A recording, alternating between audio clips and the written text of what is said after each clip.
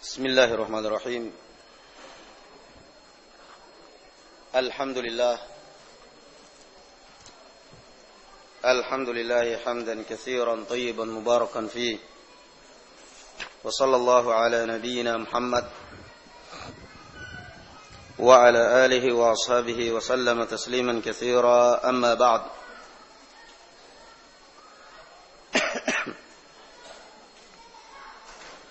قال الإمام أبو زكريا يحيى بن شرف الدين النووي الشافعي رحمه الله تعالى في كتابه رياض الصالحين وعن عائشة رضي الله عنها قالت,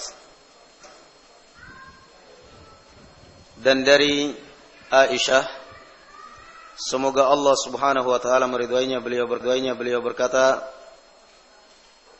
qadima nasun minal Arab, pernah datang sekelompok manusia, yakni kaum muslimin dari kalangan al-Arab, yakni sukkanul badiyah. Al-Arab sukkanul badiyah, Arab yang tinggal di pedalaman. Ala Rasulillah sallallahu alaihi wasallam, mereka berkunjung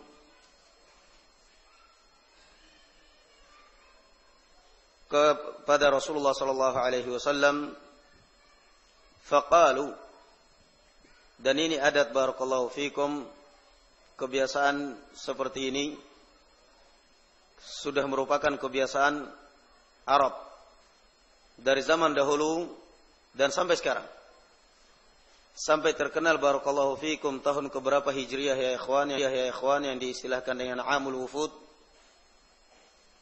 Tahun keberapa ya ikhwan? Yang diistilahkan dengan Amul Wufud, tahun kunjungan. Tahun keberapa?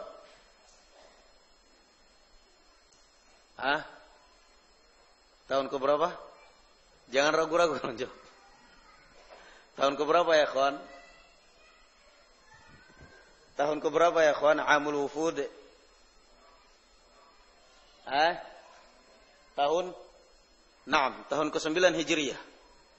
Setahun setelah Fathu Makkah. Fathu Makkah tahun ke-8 Hijriyah.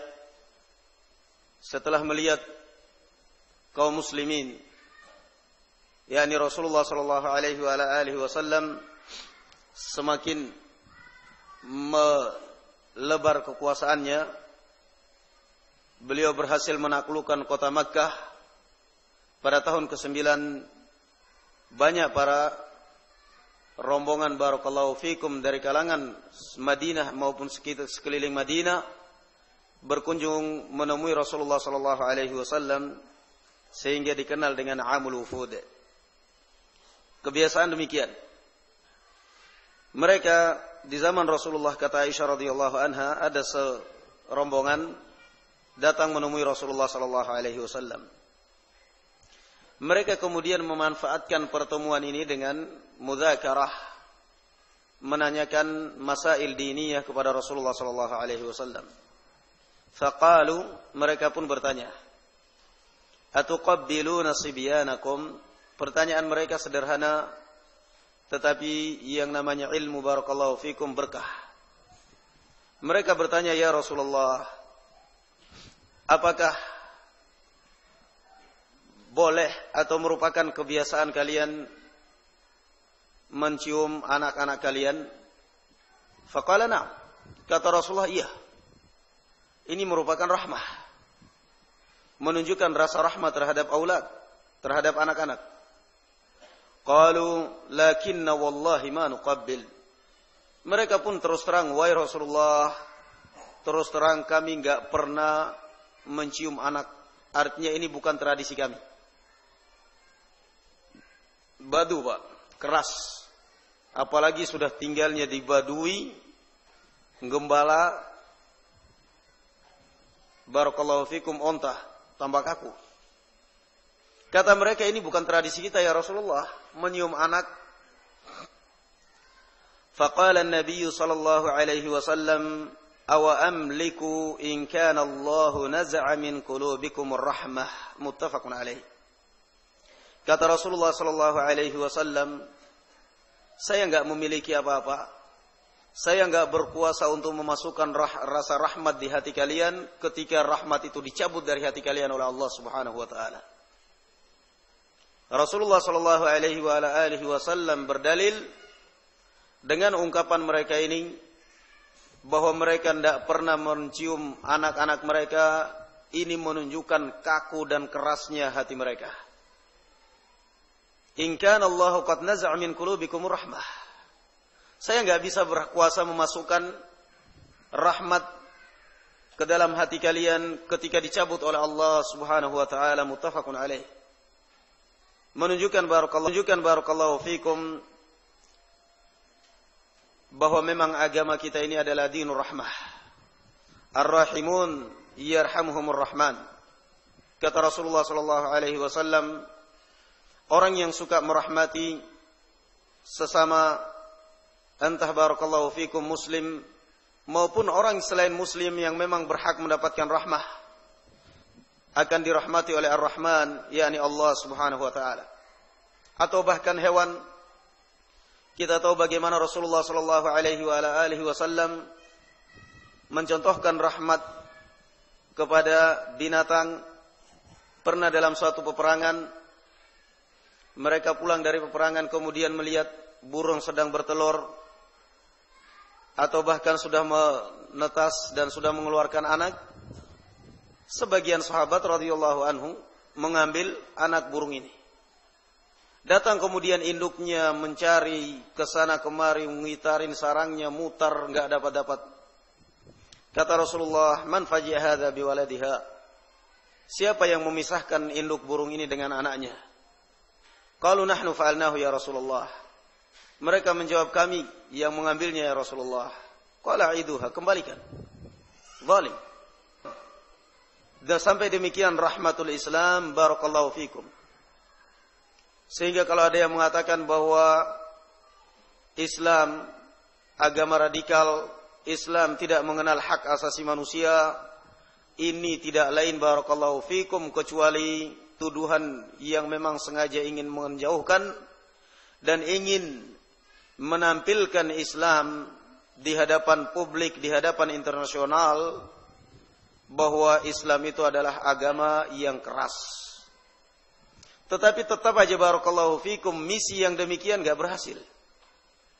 Mau dikesankan apa saja barakallahu fikum, bahwa Islam adalah agama radikal, Islam adalah agama yang keras.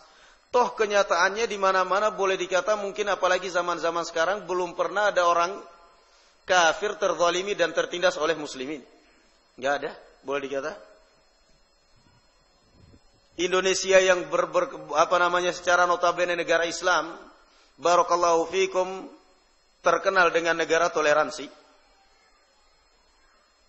Tetapi coba ketika kita melihat di sebagian negara ketika kaum muslimin minoritas, Myanmar misalnya, kaum muslimin di sana disingkirkan, sehingga dari sini barakallahu fikum fakta mendustakan daripada tuduhan-tuduhan ini semua. Islam agama keras, Islam agama radikal, Islam agama enggak kenal HAM. Toh kenyataan barakallahu fikum di lapangan yang selalu barakallahu fikum terzalimi dan tertindas, dan justru barakallahu fikum menarik dari situ kemudian perhatian orang untuk kemudian semakin tertarik dengan Islam, justru barakallahu fikum kaum muslimin. Justru barakallahu fikum kaum muslimin. Naam. Sehingga hadis ini demikian rahmatnya Rasulullah sallallahu alaihi wasallam. Ketika ditanya oleh sekelompok Arab Badui tadi ini, Rasulullah mengatakan, iya, ini sudah kebiasaan kita. Menunjukkan rasa rahmah terhadap al-aulad, terhadap anak. Terhadap barakallahu fikum anak. Thayyib. Hanya saja kita juga harus barakallahu fikum perhatian dari satu sisi. Seperti yang kemarin kita jelaskan, sebagian orang tua kadang merasa rahmat terhadap anak, ternyata justru merusak anaknya sendiri. Ibrah, pelajaran bagi kita barakallahu fikum terhadap kisah barakallahu fikum Nu'man ibnu Bashir di dalam Sahih Muslim. Kata Bashir, ayah daripada Nu'man, datang kepada Rasulullah sallallahu alaihi wasallam. Faqala ya Rasulullah. Kemudian dia mengatakan, wahai Rasulullah, inni nahaltu ibni hadha abdan wa uridu an takuna syahidan ala hadha. Ya Rasulullah, saya telah berniat dan bermaksud untuk memberikan anakku ini seorang budak, dan saya ingin engkau sebagai saksinya. Saya ingin engkau sebagai saksinya ya Rasulullah. Rasulullah kemudian bertanya, alaka waladun ghairuh? Ada anakmu yang lain? Qala na'am. Kata Bashir, iya. Ada juga anakku selain Nu'man ini. Qala akulla waladika nahaltahu mithla hadha? Kata Rasulullah sallallahu alaihi wasallam, apa setiap anakmu engkau berikan seperti ini? Qala la. Kata Bashir, enggak. Hanya ini saja yang saya kasih hadiah. Adapun yang lain enggak. Kata Rasulullah sallallahu alaihi wasallam, fala idzan. Dalam riwayat yang lain, fala tushhidni ala zur. Kata Rasulullah sallallahu alaihi wasallam, kalau begitu kembalikan hadiah ini. Dalam riwayat yang lain, jangan kamu jadikan saya sebagai saksi dalam perbuatan zalim. Dalam perbuatan zalim. Dalam lafaz yang lain Rasulullah bertanya kepada Bashir, atuhibbu an yakunu laka fil birri sawa? Apakah kamu tidak ingin anakmu ini, sekian banyak anakmu ini, mereka semuanya berbakti kepada engkau? Qala bala ya Rasulullah. Kata Bashir, bahkan itu yang saya inginkan wahai Rasulullah. Saya ingin anak-anakku ini semua berbakti kepada saya. Qala fala idzan. Kalau memang kamu mengharapkan anakmu ini semuanya berbakti dan berbuat baik kepada engkau, maka imma kamu berikan hadiah semuanya, imma tidak semuanya. Ini yang terkadang barakallahu fikum lalai orang tua. Beda dengan nafkah, Pak. Yang namanya pemberian kepada anak, ada yang namanya nafkah. Nafkah tentunya sesuai dengan kebutuhan. Tentunya pakaian anak kita yang sudah besar lebih mahal daripada anak kita yang masih kecil. Dan ini nafkah. Sesuai dengan kebutuhan. Anak kita yang masih kecil barakallahu fikum, makannya juga lebih sedikit dibandingkan yang lebih gede. Ini namanya nafkah barakallahu fikum sesuai kebutuhan. Tapi kalau sudah hadiah barakallahu fikum, repot urusannya. Yang gede, yang satu dibeliin motor, yang satu enggak. Yang satu bergaya dengan HP baru, yang satu enggak. Yang satu yang satu ini nuntut haknya, Pak, kok abang dibeliin HP, saya enggak dibeliin? Sabarlah nak. Sabar. Nanti giliran anaknya nuntut terus, kayak gitu aja iri. Akhirnya apa barakallahu fikum? Ada lagi yang terkadang kalau sudah kakaknya ribut dengan adiknya, sudah yang adik ngalah. Yang adik ngalah. Kakaknya tambah kurang ajar, adiknya tambah merasa disingkirkan. Apa akibatnya? Orang tuanya sendiri yang kewalahan. Orang tuanya sendiri yang kewalahan akibat daripada salah didik. Setelah anaknya mulai besar barakallahu fikum, baru dia merasakan akibat perbuatannya ini barakallahu fikum, karena ketidakadilan dia terhadap anak-anaknya. Rasulullah mengatakan, i'dilu baina auladikum. Berbuat adillah kalian antara anak-anak kalian. Naam. Yang ini dibikinkan rumah, yang ini gak ada rumahnya. Yang ini dapat wasiat, yang ini gak ada wasiat. Kenapa? Maklum. Kakak ini kan sudah dari dulu membantu orang tua. Kalau kamu jasanya apa sama orang tuamu? Artinya secara tidak langsung orang tua telah mempersilahkan anak ini, kamu mending kurang ajar aja sama saya daripada baik dengan saya. Kalau sang anak kurang ajar kepada orang tua dalam keadaan seperti ini, siapa yang dosa? Yang dosa pertama kali adalah orang tua. Yang dosa pertama kali adalah orang tua. Rasulullah mengatakan i'dilu baina auladikum, berbuat adillah kalian antara anak-anak kalian. Fa na'am barakallahu fikum, terkadang tanpa disadari oleh orang tua anaknya lari dari rumah. Tanpa orang tua menyadari kesalahan, anaknya kabur dari rumah. Ternyata justru orang tua sendiri yang kadang salah. Terlalu memanjakan kakaknya dan barakallahu fikum, salah satu di antara anaknya ini sayang anak emas. Kenapa? Anak yang satu ini masalahnya kalau sekolah dapat piagam terus, piala terus dapatnya. Ranking 1 terus. Disayang, disanjung. Nih anaknya bapak ini pulang. Nih anak mama ini. Nih anak saya ini. Pulang ini. Tiap semester, tiap penaikan kelas pulang bawa sepeda. Kamu pulang bawanya apa? Lagi-lagi datang duit. Lagi-lagi datang duit. Tuh kakakmu tuh lihat.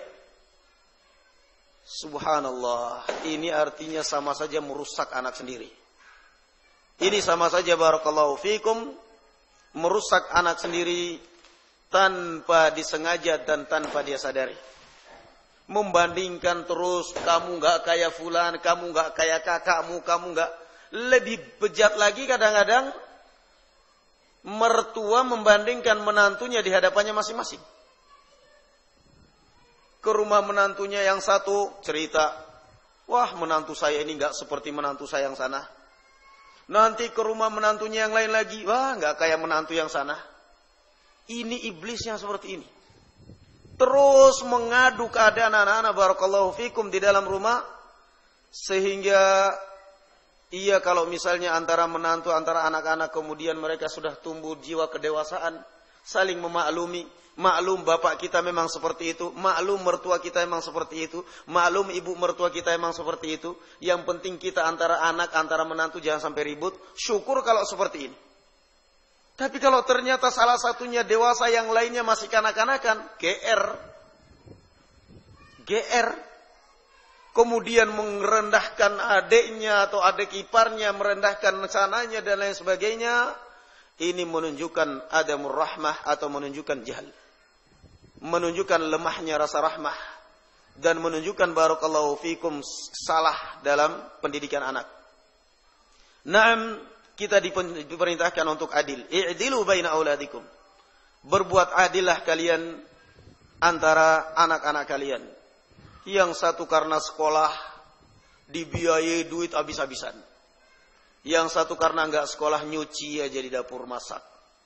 Nyuci masak di dapur. Setiap minta ini semua. Kamu untuk apa minta uang segitu? Fana'am barakallahu fikum zalim. Kata Rasulullah sallallahu alaihi wasallam, awa amliku. Yang namanya anak barakallahu fikum titipan dari Allah Subhanahu wa taala. Tanggung jawab kita di hadapan Allah Subhanahu wa taala.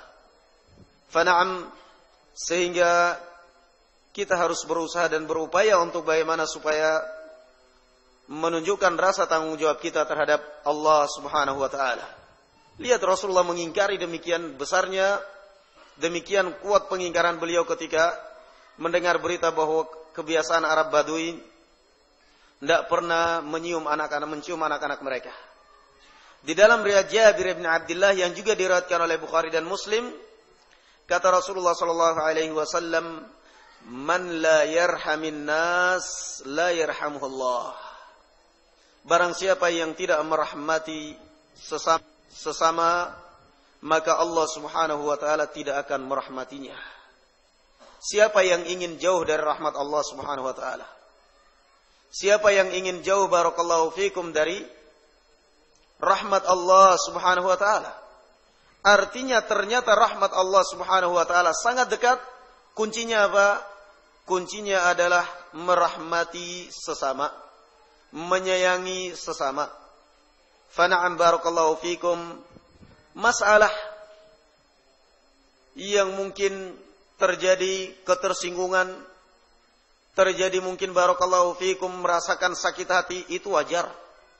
Namanya kita hidup bermasyarakat. Makanya barakallahu fikum para ulama mengatakan apa ya ikhwan?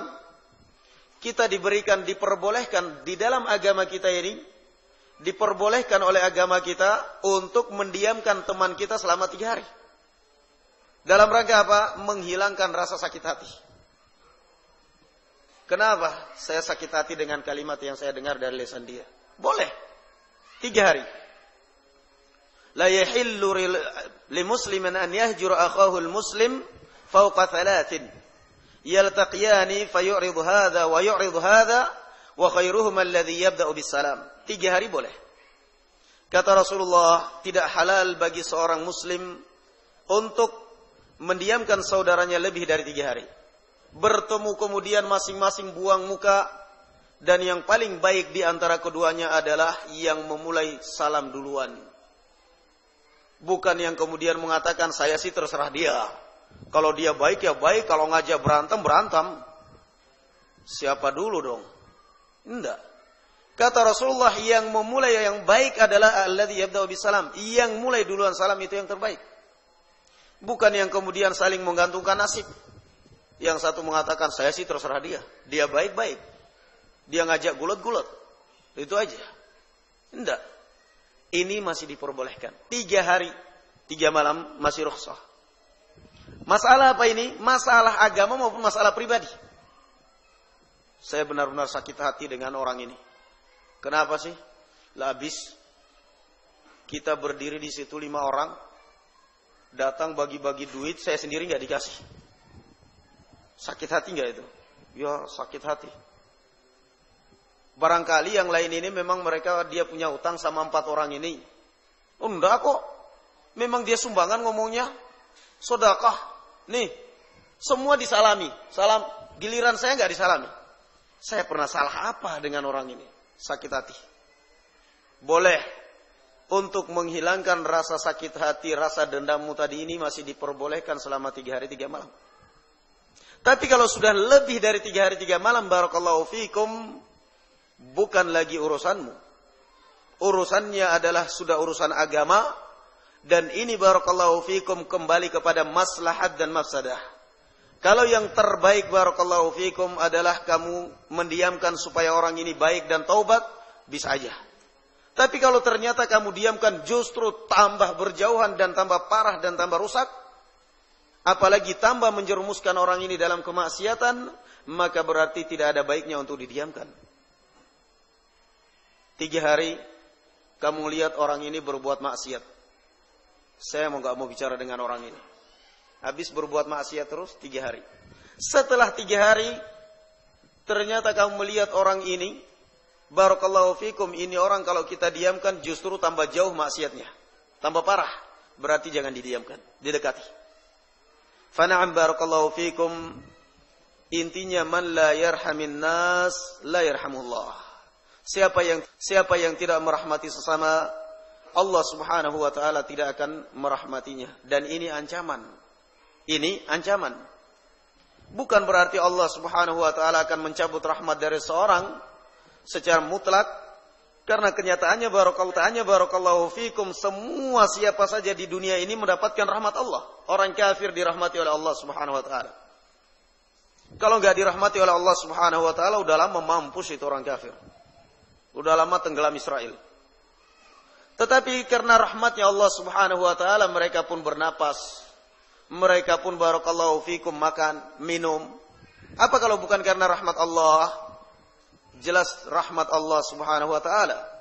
Hanya saja ini adalah barakallahu fikum, dengan rahmat tersebut semakin berat siksaannya di yaumil qiyamah, karena mereka tidak pernah merasakan rahmat tersebut dan tidak pernah menunjukkan rasa syukur, bahkan semakin sombong dan semakin takabbur.